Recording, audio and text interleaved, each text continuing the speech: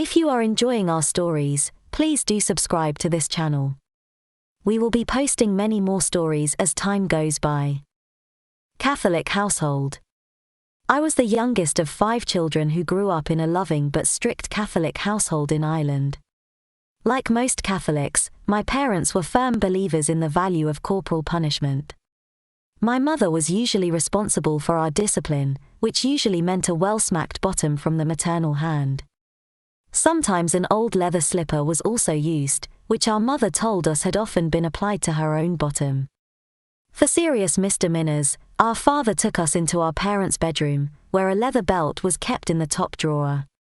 Getting the belt was a painful experience, although thankfully rare.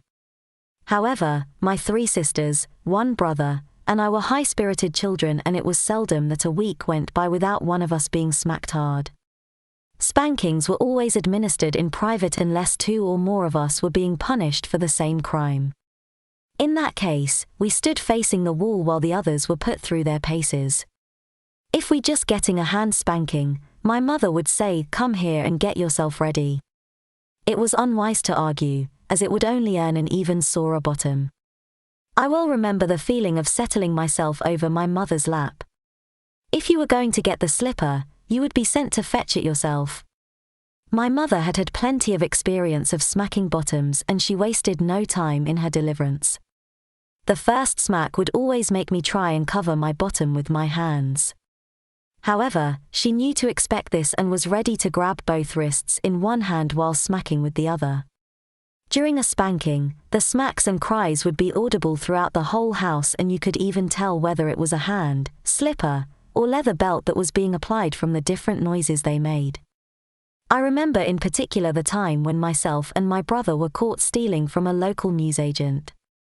My father was away at the time, but my mother was equal to the task. After an hour's wait in our bedroom, my mother called for my brother. I heard the door to my parents' bedroom open and close, the top drawer open and close, then a short silence before the crack of leather on bare buttocks echoed through the house. A few more followed before my brother started pleading for my mother to stop, but they went on for some time before they finally stopped. By this time I was sick with fear, but when my name was called, I obediently went to the door, passing my sobbing brother on the way. Closing the door behind me, I lay down across my mother's lap and waited for the first smack. The whipping which followed was the hardest I ever got.